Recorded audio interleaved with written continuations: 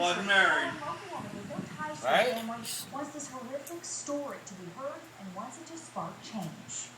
This was the scene on Valentine's Day earlier this year as investigators discover the body of 10-year-old Nubia. Her brother, also badly abused, was barely alive in the passenger seat. However, he survived. Their adopted parents, George and Carmen Barahona, charged with murder and child abuse. But now a grand jury that looked into the case say the system failed.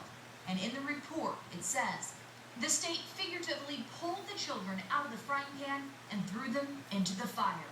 Local Palm Beach County resident Karen Cassell agrees and set out to make sure this story was never forgotten. I hope that they realize that, kids really are getting lost in the system and that you have to be proactive.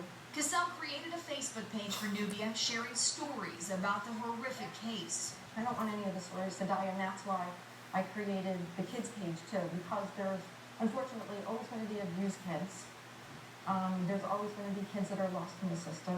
And in a 29-page report, a grand jury made 20 recommendations for critical change. They include improved training for DCF hotline counselors and supervisors, also 24-hour access to all cases. And the grand jury also recommends that agents looking into cases of abuse receive more law enforcement training.